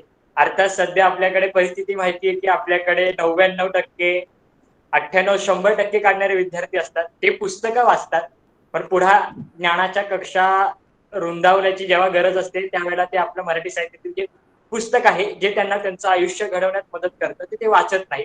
आणि त्यामुळे अशी चर्चा रंगते की आजचा युवक हा वाचन संस्कृतीपासून दुरावत चालला. पण अगदी याच समाजात सुद्धा अनेक अशी उदाहरणं सांगता येतील जे आजही वाचतायत आणि जे त्यांच्या क्षेत्रात आपलं सर्वोच्च पद गाठतायत. तर माझा प्रश्न असाच आहे की आज बऱ्यापैकी ऐकणारा आपला युवक वर्ग आहे. त्या युवक वर्गाला तुम्ही ते वाचन करा. मग ते वाचन त्यांच्या आवडत्या व्यक्तींचं असू शकतं, एखाद्याला महापुरुष आवडतात ते असू शकतं, किंवा मग एखादी त्यांना महामाता आवडत असेल त्यांचं असू शकतं. तर या युवकांना वाचण्यासाठी प्रेरित करण्यासाठी एक साहित्यिक म्हणून तुम्हाला कोणते पर्यायी उपाय वाटतात, जसे डिजिटल पद्धतीच्या वगैरे आहेत? आता तुम्ही जेव्हा ऑनलाईन वर सगळी माहिती मिळवायला जाता, ऑनलाईन माहिती मिळवता, ती बरोबर आहे की नाही याची तपासता का? किती त्याच्यात फोटोशॉप झालेले, किती एडिट झालेले, विकिपीडिया काय म्हणतो, हे सगळं तपासायचं असेल तर तुम्हाला मुळात ती माहिती बरोबर असावी, म्हणजे पुन्हा अवांतर माहितीला हे नाही. साधी गोष्ट मी अशी तुला विचारेन की विवेक, तुला जर्मनीत जायचंय उद्या तुझ्या पुढच्या याच्यासाठी, तू काय करशील? जर्मनीत तुला उद्या जायचंय म्हटल्यावर तू काय करशील? तुला जर्मन भाषा शिकली पाहिजे थोडी तरी. जर्मन मध्ये जेवतात, उठतात, बसतात कसे ते शिकलं पाहिजे. तिथे गेल्यावर जर्मनीतल्या कुठल्या नेत्याची स्तुती करायची, कुठल्या नेत्याला नावं ठेवायची हे तुला शिकलं पाहिजे. तिथली अर्थव्यवस्था तुला माहिती असली पाहिजे. तिथले कोण जे म्हणून तिथले स्टॉलवर्ड किंवा तिथले जे असे प्रतिष्ठित किंवा उच्च श्रेणीचे शास्त्रज्ञ किंवा लोक असतील हे तुला माहिती असले पाहिजे. नाहीतर तू तिथे गेल्यावर बोलणार कशावर? तुझ्या शेजारच्या माणसाशी तू तुझा संबंध जोडणार कसा? त्याच्याशी संवाद करणार कसा? म्हणजे तुला हा अभ्यास करावाच लागतो. वाचन तू मग तुला उत्तम तिथला एखादा जर्मन कादंबरीकार किंवा कवी माहिती असेल तर तू किती लवकर त्या समाजात जाशील. तर हे जे आहे हे तुमचं म्हणजे आलंच ना, हे साहित्यच आहे ना. तुला तिथला इतिहास, भूगोल, राजकारण, सांकेतिकता. आता तुम्ही ह्याला गेलात अमेरिकेला आणि वॉटरगेट आणि कोलगेटचा घोटाळा केला तर कसं चालेल? वॉटरगेट म्हणजे काय तुम्हाला माहिती पाहिजे, म्हणजे तुम्हाला अवांतर वाचन माहितीच पाहिजे. मग ते कादंबऱ्या, तिथले संस्कार, तिथलं राजकारण, तिथले संस्कृती तिथली. इव्हन तुम्ही भारतातल्या भारतात दक्षिणेकडे गेलात, आम्ही अमावस्येला अशुभ समजतो, तिकडे अमावस्येला पवित्र समजतात. हे तुम्हाला माहिती नसेल तर तुम्ही गोंधळात पडाल. मग त्याच्यासाठी पूर्वतयारी काय? तुम्ही एका ठिकाणी एका खुर्चीत बसणार आहात का जगभर हिंडणार आहात? जगभर नका हिंडू, भारतभर तर जाल की नाही. तुम्हाला हे सगळं वाचन असलं. तुम्हाला कैलास लेणं बघायला गेल्यानंतर नुसते त्या मूर्ती बघून येणार तर तिथलं त्याचं सगळं बघून त्याचा अभ्यास करणार, त्याच्यात तुम्ही जास्त जवळ जाणार. तेव्हा ह्या गोष्टी लक्षात घेण्यासाठी तरुणांना उलट आता जास्त वाचलं पाहिजे. कारण आमच्या वेळी जग मर्यादित होतं, तुमचं जग आता अमर्याद आहे. आणि ह्या सगळ्या ज्या विद्याशाखा आहेत ना, हे इंटरडिसिप्लिन आहेत, एकमेकात अडकलेल्या. तू एखाद्या कॉर्पोरेटमध्ये मुद्दा गेलास, तुला जर परदेशी पाठवलं तर तुला 3 महिने आधी ते सगळी संथा देतील, कळलं की नाही? तेव्हा हे असं लक्षात घ्या.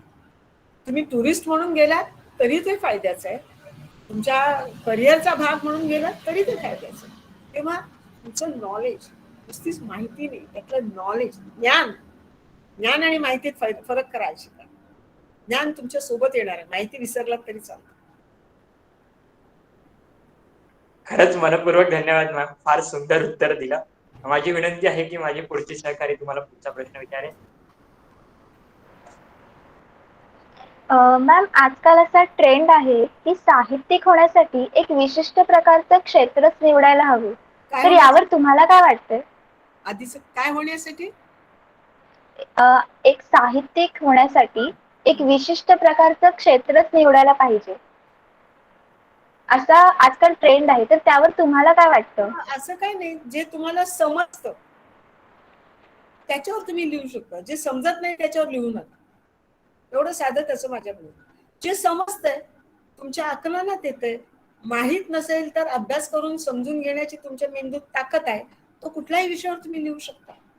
आता मला जर म्हणाल तर माझं क्षेत्र कुठलंच नाहीये, मग मी त्या डिझायनवर लिहिलं, मी त्या DNA वरती लिहिलं, न्यूक्लिअर फिजिसिस्टवर लिहिलं, पाण्यावर लिहिलं, असं ठरवलं असतं तर मी लिहू शकले नसते. एवढ्या विषयांचे अभ्यास झाले ना माझे. मला ते फॉर्म्युले कळणार नाहीत, त्याच्यातली समीकरणं कळणार नाहीत, माणसं कळली की नाही. आता मी जेव्हा लीज माइटनर हे एका शास्त्रज्ञाला तपासायला दिलं, मगाशी कोणीतरी विचारलं होता प्रश्न की लेखक किंवा चरित्र लेखक म्हणून तुम्ही काय काळजी घेता किंवा काय पत्र, त्याच्यातला हा एक भाग मगाशी सांगायचा राहिला की मी लिहिलेलं ठेवते बाजूला आणि ते एखाद्या तज्ज्ञाला तपासायला देते. तज्ज्ञांना का तपासायला देते की हे विषय माझ्या अभ्यासाचे नाहीये, वाचून समजून घेतलेले. एखाद्या गोष्टीचा मी चुकीचा अर्थ लावलेला असू शकतो, एखाद्या विधान माझ्याकडून गफलत झालेली असू शकते, आणि तिचा जर मला कोणी प्रश्न विचारले हे असं कसं लिहिलं तर त्याचं उत्तर मी देऊ शकणार नाही, कारण माझं ज्ञान वाचीव आहे, प्रत्यक्ष प्रयोगशाळेतलं नाही.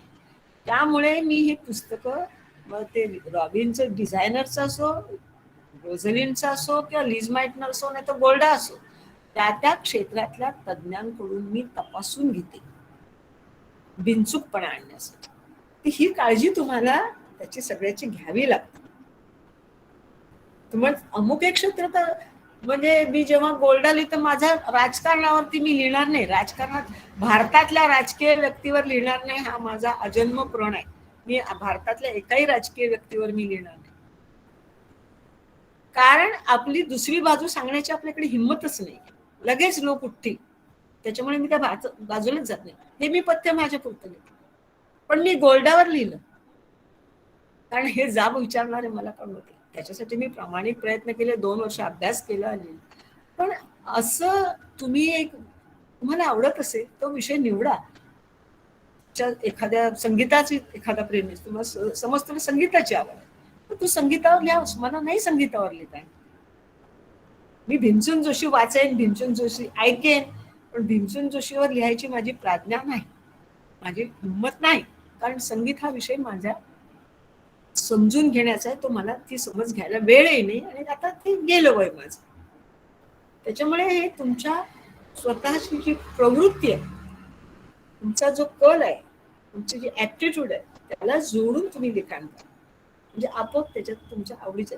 आणि ज्याला रोजीरोटीसाठी लिखाण करायचं, समजा वृत्तपत्रात लिखाण करायचं, तिथे तुम्हाला चॉईस कुठे असतो, तुम्हाला लिहावंच लागतं. मला माझी त्याच्यावर अवलंबून नाहीये रोजीरोटी, म्हणून मी मला हवे त्या विषयावर मी लिहिते.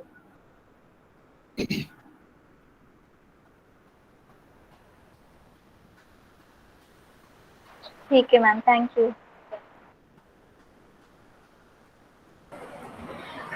मॅम, आज आपल्याला इथे उपस्थित जे लोक ऐकतायत, जे श्रोते आहेत, किंवा इथे उपस्थित जे युवक आहेत, त्यांना तुम्ही आज काय संदेश द्याल?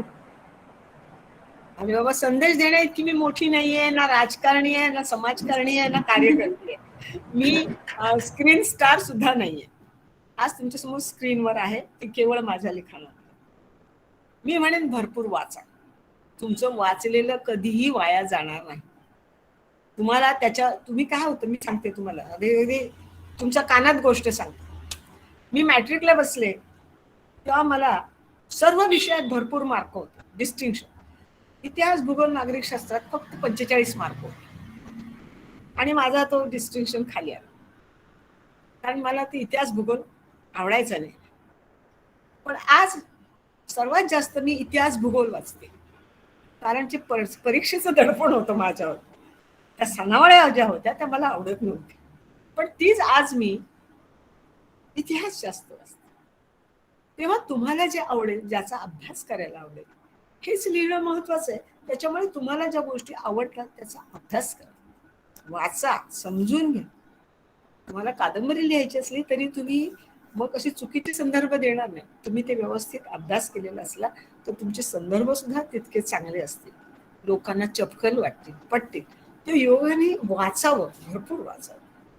केवळ असं नाही, तुम्ही आज एकीकडे आपण म्हणतो माणसाला माणूस तुटत चाललाय, पण मी म्हणते आज तुम्हाला एवढी साधन आहेत की माणसाला माणूस व्हर्च्युअली का होईना तुम्ही जोडू शकता. आज एवढी मुलं तुम्ही बघताय, बोलताय, हे एरवी शक्य झालं नसतं. नाही तर तारीख ठरली का चला मग सकाळी गाडी ठरवा, गाडीतून त्या कॉलेजमध्ये जा, मग तिथे जाऊन भाषण द्या, परत या. आज हे किती सोपं झालं, कम्युनिकेशन सोपं झालेलं आहे. तर आपण त्या कम्युनिकेशनचा फायदा करून समविचारी लोक एकत्र या. संगीतातले तुम्ही असाल, इतिहासातले असाल, राज्यशास्त्राचं, राजकारणाचं नाही, राज्यशास्त्राचा आवड असो, आणि या तुमच्यातून चर्चा होईल, एकमेकांचं वाचन एकमेकाला उपयोगी पडेल. आणि तुम्हाला एक सांगते, केवळ पदवी ही तुमचं साकार रूप नसतं. पदवी मिळते, ती मिळवणारी जी तुम्ही व्यक्ती आहात ना, ती व्यक्ती घडवणं हे महत्वाचं. आणि ते व्यक्ती घडवण्याचं एक महत्वाचं साधन पुस्तक. अनेक साधन आहेत, पण पुस्तक हेही एक महत्वाचं साधन.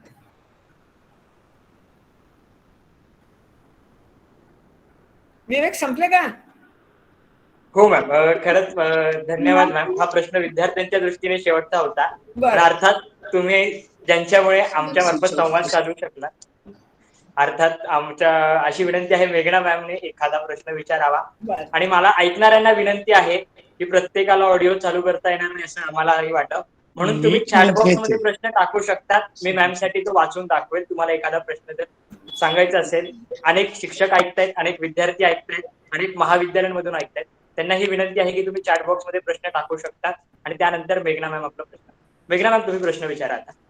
हो मॅडम, जशी आईला आपलं प्रत्येक मूल लाडकं असतं, लिहिलेल्या पुस्तकांपैकी तुम्हाला कुठलं पुस्तक सगळ्यात जास्ती आवडतं किंवा तुम्हाला कुठलं चरित्र सगळ्यात जास्ती भावलंय?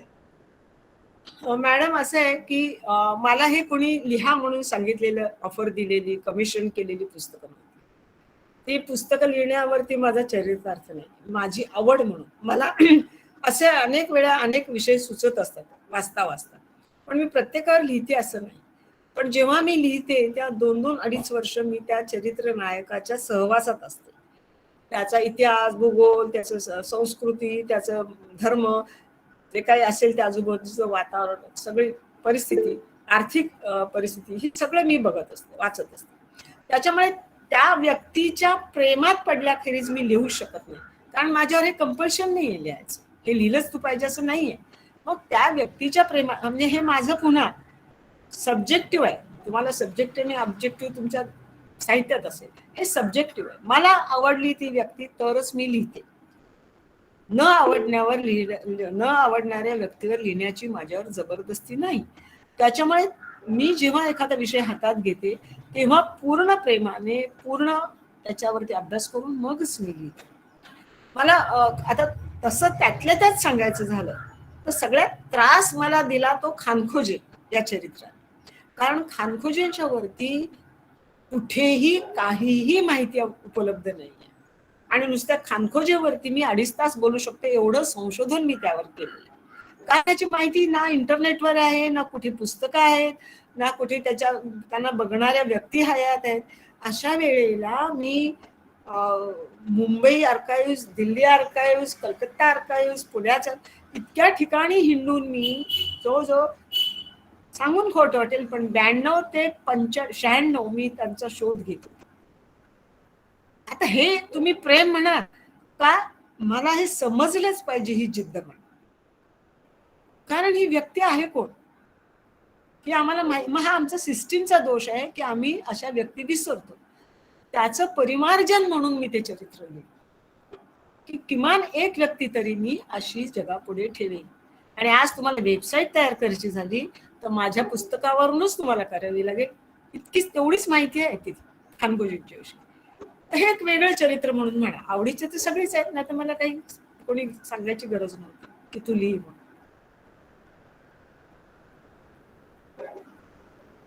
ऐकत नाही. अजून एक प्रश्न विचारू का? हो, बोला ना.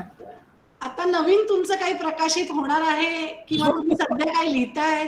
नाही, माझं येईल बहुतेक डिसेंबर-जानेवारी. एन्व्हायरमेंटलिस्ट आहे, ब्रिटिश एन्व्हायरमेंटलिस्ट आहे. त्यांनी जंगल तोड याच्या विरोधात फार मोठं काम केले. आपल्या भारतात सुद्धा ते येऊन गेले. बहुगुणांच्या बरोबर ते होते. सायलेंट व्हॅली आपली वाचवण्याचे प्रयत्न होते आणि आफ्रिकेच्या वाळवंटावर त्यांनी बरंच तिथे काम केलं. तर ते मी या कोरोनाच्या काळात घरात बसल्या बसल्या ते माहिती म्हणून लिहिलेलं आहे. ते आता येईल महिन्यात. Okay, thank you. अनिता मैडम, आपने हैंड रेज किया था?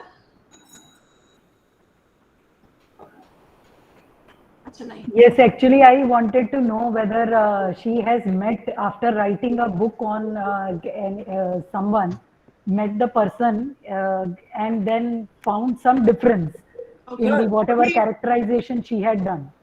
No, generally I write on dead persons. Robbie De Silva is the only exception. जो जिंदा थे उनके लिखा. मैं थोड़ी हिंदी में बात करूँ आपसे? यस यस मैडम, बोलिए। देखिए, मैं अब बच्चों को बताती हूँ जो सुन रहे हैं उनके लिए भी। रॉबी डिसिल्वा एक ही जो ये है आदमी जिनका मैंने उनके होते हुए लिखी है किताब। बाकी सब मेरा कहना है कि किसी जिंदे आदमी पर मत लिखो, because it's very difficult to, आखिरी दम तक वो कुछ बदल भी सकता है, जैसे कि विनी मंडेला। शी चेंज। जैसे कि अभी मैंने अभी देखो हाल ही में एक अमिताभ बच्चन की जीवनी पर किताब पढ़ी, that was up to 2000 and उनका एबीसी कैसा हो, ये हो गया वो हो गया। Now after that he is totally different person now. तो इतनी जल्दी लिखने से ये मुसीबत हो सकती है। तो मेरा कहना है कि किसी जिंदे आदमी पर जो है living person, don't write on. लेकिन ये जो Robbie DeSilva is the only exception, जो उस वक्त अभी गए, हाल ही में गुजर गए 2 महीने पहले। तो उनका जो करियर ग्राफ था वो तो फिनिश हो गया था, he was in last phase. तो उस वक्त की मैं एक बात आपको बताती हूँ कैसे होती है कि मैं किसी ने उनके पास उनकी कोई भी जानकारी ऑनलाइन नहीं है, वेबसाइट नहीं है, ना गूगल पे है, कुछ नहीं। तो मैंने सब उनको जो उनको जानने वाले थे उनको पूछ के, और उनकी खुद की जो उन्होंने डायरीज रखी थी लिखी हुई, वो डायरीज का स्टडी करके और ऐसे रेफरेंसेस निकाल के वो मैंने किताब की। तो दरमियान जिन लोगों को मैं मिलने गई थी उनके साथ उनका पहला कोई झगड़ा था, रॉबी सर का। मुझे मुझ पे गुस्सा हो गया। मैंने कहा था उसके पास मत जाओ, तुम क्यों गए उसके पास? You are going out of the track. तुमको बोला था मैंने कि उधर नहीं जाना, because Robbie has some differences. मैंने कहा if you are writing autobiography you write it, but when I am writing biography I will see the other side of the person, otherwise I can not write. तो फिर वो समझ गए। मैं लिख रही हूँ तुम्हारे ऊपर, आपके ऊपर। So autobiography and biography, there is difference. You can write anything in your autobiography, but when I am writing biography, I will check each and every reference, each and every incident, each and every event, even simple remark I will check. तो फिर वो शांत हो गए and he allowed me to help. So ऐसा होता है। तो मैं जो आदमी जिंदा है उसमें मत लिखो। मेरी सलाह है आपको, विनंती है कि that person is going to change at the end of his life. Thank you, madam, for actually really giving our student this input that they should read, because reading will give them lots of input and lots of insight into what is happening, and actually what their feelings and the actual whatever is there. In the difference between them, they will be able to make out once they start reading. Yes. Because that will also make their mind calm. Yeah. Only on social media videos, yeah. No, they have to be analytical. Yes, yes. जो सुनते हो, yes, पूर्ण सुनते हैं, yes, उसकी चर्चा नहीं करते ना उसकी चिकित्सा करते। yes. So that is very dangerous. Yeah. जो सुनना है वो ठंडे दिमाग से सोचो उस पे। You have to analysis करो उसका। Yeah. Your each and every sentence, this charcha and chikitsa. Yes. You have to, and that for that you need reading. Yes. अगर किसी के साथ आपको argument करनी है तो you must know the subject first. Yes. Otherwise you cannot say this is false and this is correct. Yes. You have to study, and to study you have to read. That's the only answer. Yeah. Thank you so much, ma'am. Thank you.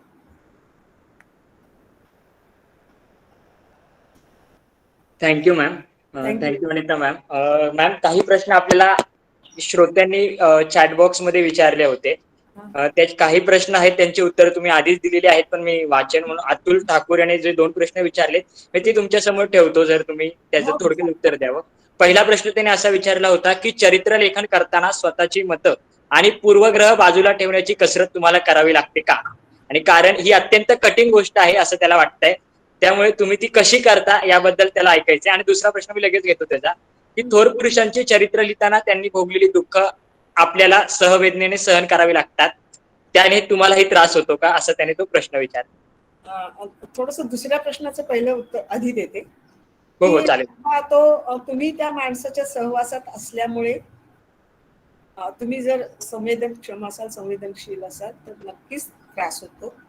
म्हणजे जसा वाचताना होतो, म्हणजे आता गोल्डा वाचताना सुद्धा, म्हणजे गोल्डाचा अभ्यास करताना मला अनेक वेळा असा झाला, किंवा रॉबिनचं लहानपण वाचताना मला खूप असं मी थांबायचे नाही, म्हणजे लिहिताना सुद्धा, किंवा खानखोजेंचं सगळं ते त्यांची जी मेक्सिकोत अवस्था झाली ते सगळं वाचताना मला माहिती जमवताना खूप त्रास होतो. तर त्रास होणारच.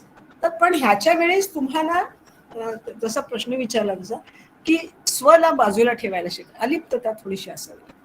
तुम्ही अलिप्त नाही राहिला तर त्याच्यात तुमच्याकडून गौरव, अतिगौरव होण्याची शक्यता असते. तर थोडस त्याच्यासाठी परखड होता येणं महत्वाचं असतं.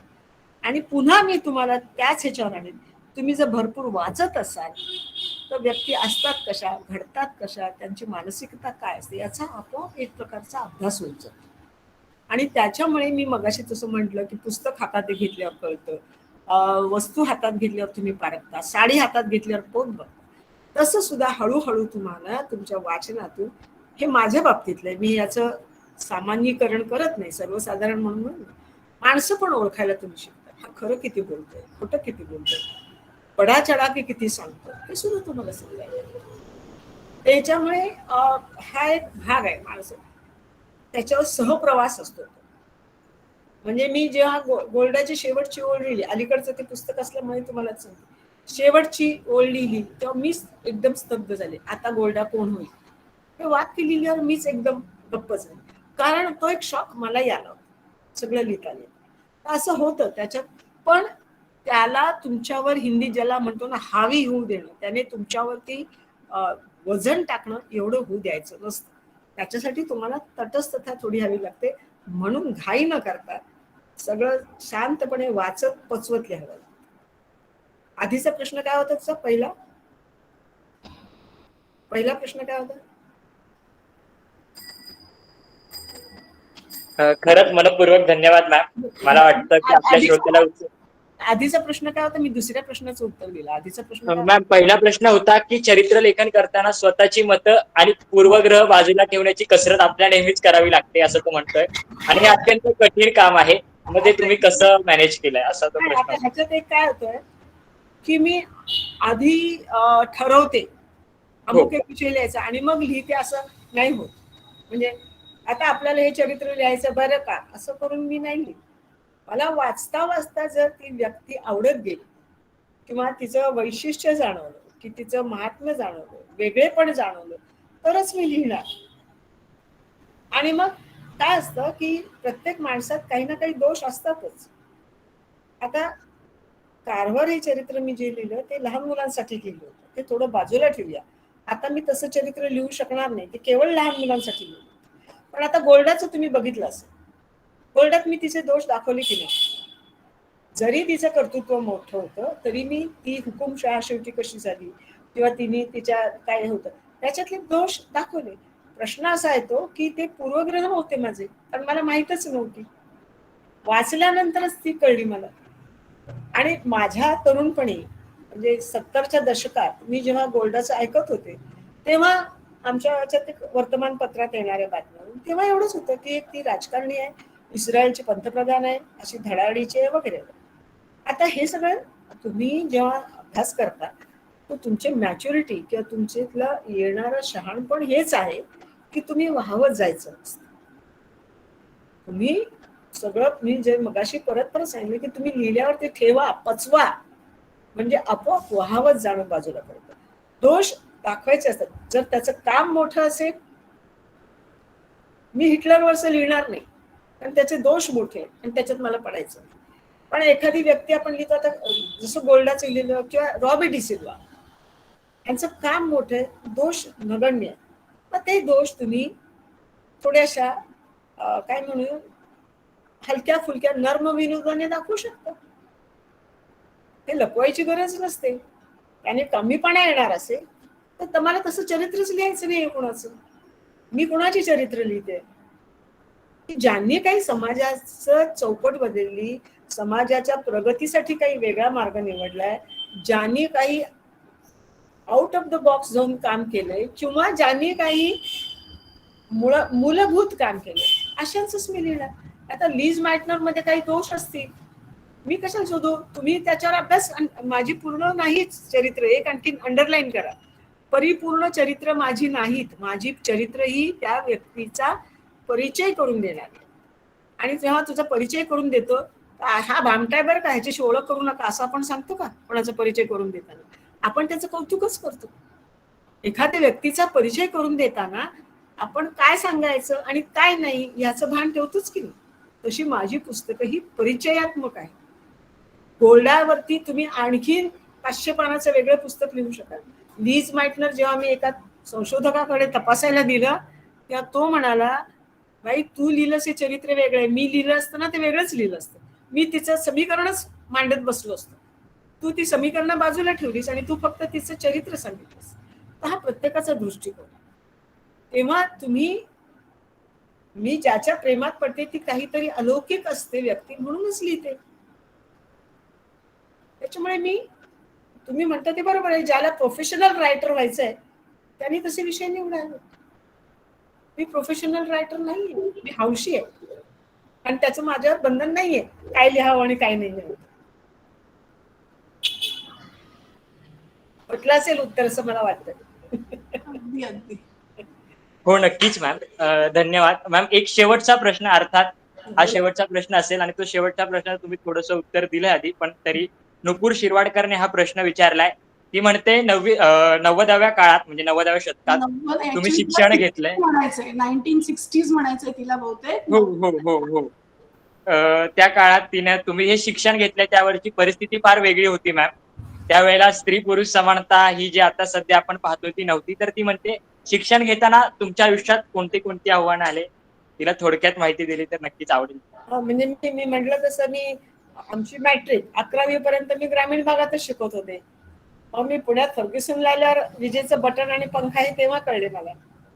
आणि त्यावेळी फर्ग्युसनचं वातावरण, ते कॉलेज, तो मोकळेपणा, खेड्यातून आले तरी एक आणखीन गोष्ट अशी होती की माझे वडील फौजदार होते. फौजदार असल्यामुळे फौजदाराला एक सामाजिक स्थान त्या काळात असायचं, एक रुबाब असायचा, एक गावात अधिकार असायचा.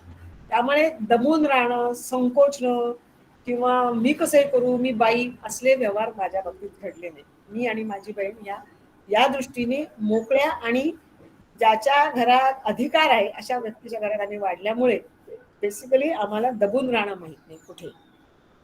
त्याच्यामुळे तो जो असतो की म्हणजे मी मुलाच्या अंगावर हात टाकायला सुद्धा जाईन एवढी मुलाला समोरच्या खात्री असायची. त्याच्यामुळे मला कधी अडचणी आल्या नाही. शिक्षणाच्या बाबतीत आम्हाला थोडासा न्यूनगंड असा होता की आम्ही खेड्यातून आलो नाही, मी आणि माझी बहीण, म्हणून आम्ही म्हणलं तर हे खेड्यातून आलो, मराठी माध्यमातून आलो. त्या सुरुवातीच्या काळात हे थोडंसं जुळवून घेणं झालं होतं. पण पुन्हा तिथेच येते, मी इतकं वाचलेलं होतं की प्राध्यापक सुद्धा माझ्याशी त्यामुळे बोलायचे. आम्हाला श्रीकेत क्षीरसागर, सातारकर, पुशी भावे वगैरे यासारखे आम्हाला शिक्षक होते चांगले. ते चर्चा करायची, बोलायचं. त्याच्यामुळे तो न्यूनगंड टिकला. भाषेचं माझ्यावर हिंदी, आता माझं गेलं कॉलेजनंतर, पण हिंदी आणि मराठी मी उत्कृष्ट त्याच्यात बोलू शकत असे. त्याच्यामुळे आपोआप एक आत्मविश्वास. तर मी आता तुमचा विश्वास बसेल न बसेल, चॅलेंज विचारलं. 1964 ते 1968 मी औरंगाबादला एकटी अनमॅरिड बाई राहत होती. तिथे सायकलवर जाणारी मी पहिली होती, एकमेव. औरंगाबादला सायकल मी नेली. तिथे बॉबकट असणारी, स्लीवलेस घालणारी, सायकल चालवणारी मी एकमेव होते त्या गावात. आता हे आहेच तुमचं धाडस. तुमच्यात जर स्वतः आत्मविश्वास आणि धाडस असेल तर तुम्हाला कुठलीही आव्हानं येत नाहीत, म्हणजे ते तुम्ही सहज पार करू शकता. आता एक आहे, आताची परिस्थिती सामाजिक बदललेली आहे. मी ही 40, 50, 60 वर्षापूर्वीची गोष्ट सांगते, आता ती बदललेली आहे. तर त्याची तुलना आता नाही. आव्हान हे तसं नव्हतं, क्षेत्र कमी होतं, क्षेत्रांची माहिती नव्हती.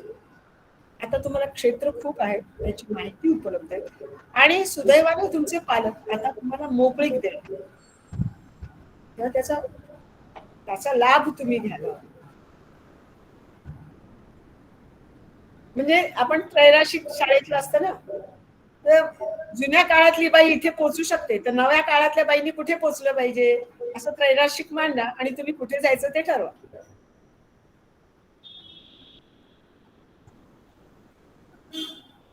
पटलं का? Thank you ma'am. आपले सगळेच प्रश्न झालेले आहेत आणि अर्थात कोणत्याही कार्यक्रमाची औपचारिकता जी असते म्हणजे आभार प्रदर्शन झालंच व्हायला. अर्थात जे मार्गदर्शन तुम्ही दिलंय ते आमचं आयुष्य घडवण्यात नक्कीच एक महत्वाचं पर्व या जे महाविद्यालयाच्या वतीने विद्यार्थी ऐकतात विशेषतः त्यांच्यासाठी खूप महत्वाचं ठरणार आहे. वाचलं तर पाहिजे आणि म्हणून मी पुन्हा एकदा वाचाल तर वाचाल याचा आपण तुम्ही जो संदेश दिलाय आणि वाचन हे प्रबोधन, साहित्य हे प्रबोधनाचं शस्त्र आहे. हा संदेश घेऊन मला ऐकणारा प्रत्येक विद्यार्थी आपल्या आयुष्यात यशस्वी होईल. तुमचं मार्गदर्शन, तुम्ही दिलेलं साहित्य आम्हाला प्रेरणा कायम देत राहणार आहे. मी त्यांच्या पुन्हा एकदा महाविद्यालयाच्या ग्रंथपाल आदरणीय मेघना मॅम यांना विनंती करतो की त्यांनी आभार व्यक्त करावेत. वीणा गवाणकर मॅडमशी साधलेला हा मुक्त संवाद आपल्या प्रत्येकाला कायम आठवणीत राहील. आपले आवडते लेखक जेव्हा आपल्याला प्रत्यक्ष भेटतात तो होणारा आनंद शब्दात व्यक्त करणं खरंच खूप कठीण आहे.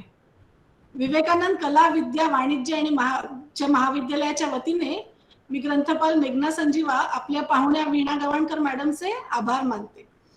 मराठी साहित्याला तुम्ही दिलेला अतुल्य वारसा प्रत्येक वयोगटाला भावला आहे मॅडम. जेवढे तुमचे पुस्तक वाचून प्रोत्साहन मिळते तेवढंच आज तुम्हाला ऐकून प्रोत्साहन मिळालं आहे.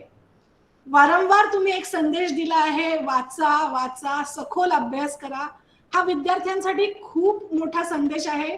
विद्यार्थी मित्रांनो, तुम्ही हा नक्की म्हणजे खूप लक्षात ठेवायला हवं आणि सखोल अभ्यास करणं. मॅडमनी 2-3 वेळा सांगितलं की एकदम डिटेलमध्ये जाऊन सगळे फॅक्ट्स नक्की कसे आहेत का हे व्यवस्थित त्याची पडताळणी करून मगच त्याचा आपण उपयोग करायला पाहिजे.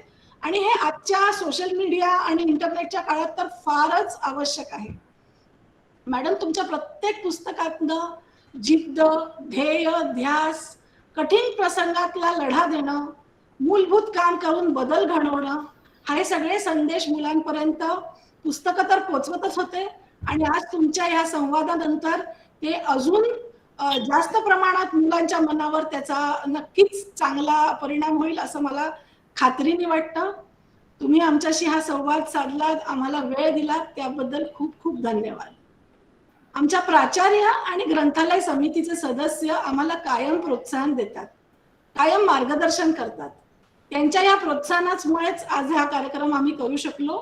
त्यासाठी सर्वांचे आभार. आम्ही या कार्यक्रमासाठी ना छोटी एक आयोजन समिती केली होती. त्यात ही सगळी विद्यार्थी होते, विवेक, दिशा, माधुरी, स्नेहल, डिंपल आणि ह्यांना आमच्या काही टीचर्स मार्गदर्शन करत होते. तर माधवी मॅडम, सीमा मॅडम आणि आपले विद्यार्थी, तुम्हाला सगळ्यांना माझ्याकडनं खूप खूप आभार मी मानते तुमचे. कुठलाही कार्यक्रम जेव्हा ऑनलाईन करायचा असतो तेव्हा आपल्याला टेक्निकल सपोर्टची खूप गरज असते. आमचे technical support staff mister Shashank Joshi आम्हाला कायमच सहाय्य करतात, त्यांनाही मी धन्यवाद देऊ इच्छिते. आजचा कार्यक्रम सर्व विद्यार्थी, इतर कॉलेजचे विद्यार्थीही बघत आहेत आणि त्यांच्या उपस्थितीमुळेच ह्या कार्यक्रमाला रंगत आली आहे. ह्या सगळ्या विद्यार्थ्यांचे मी आभार मानते मनपूर्वक. मॅडमनी आपल्याला दिलेले संदेश आपण सगळ्यांनी कायम लक्षात ठेवून त्याच्यावर किती अंमलबजावणी करता येईल ते करून आपण सगळ्यांनी भरपूर वाचावं. प्रत्येक गोष्ट जर टिकवायची असेल तर लोक म्हणतात की त्यांनी त्याला खूप सांभाळून वापरावे, पण भाषा ही अशी आहे की जितकी आपण वापरू तितकी ती भाषा आपल्याला चांगली येते. वापरू म्हणजे बोलू वाचू दोन्ही. पुन्हा एकदा मी ही संधी घेऊन सांगेन, मुलांनो, खूप वाचलं, ह्याच्यात पुष्कळ फायदे आहेत आणि तुम्ही अवांतर वाचन केले पाहिजे. हा संदेश मॅडमनी सुद्धा आपल्याला वारंवार दिला आहे. सगळ्यांचे मनपूर्वक धन्यवाद. नमस्कार. धन्यवाद मॅम. अर्थात कोणत्याही कार्यक्रमात जर हा ऑडिटोरियम मध्ये किंवा आपण फिजिकली झालो असतो तर फोटो सेशन वगैरे घेतले जातात. पण अर्थात हा व्हर्च्युअल मोड आहे आणि थांबायचं नाही आहे. ह्या अविस्मरणीय आठवण आपल्या ऐकणाऱ्यांना, आपल्याला समजून घेणाऱ्यांना, आपल्याला प्रेरित करणाऱ्यांना लक्षात राहण्यासाठी का होईना आपण प्रत्येक जो ऐकतोय ज्यांना शक्य आहे त्यांनी कॅमेरे ऑन करून सहकार्य करावं. आपण या कार्यक्रमाची आठवण म्हणून एक छोटासा फोटो ज्याला आपण स्क्रीनशॉट म्हणतो तो घेत आहोत. आदरणीय वीणा मॅम, आदरणीय अनिता मॅम, जे शिक्षक वर्ग आपल्याला जो उपस्थित राहिला त्यांचं, मेघना मॅम यांनी आम्हाला संधी दिली त्यांचं, आणि ज्या ज्या शिक्षकांनी आम्हाला मार्गदर्शन केलंय आम्ही आयोजन समितीच्या वतीनं त्यांचं मनपूर्वक धन्यवाद देतो. आणि फोटो सेशन झाला असेल तर हा कार्यक्रम इथेच संपला असं जाहीर करतो. मनपूर्वक धन्यवाद.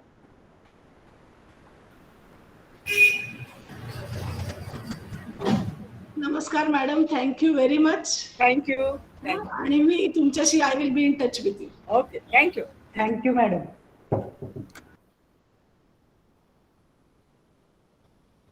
Thank you ma'am. मॅम आपण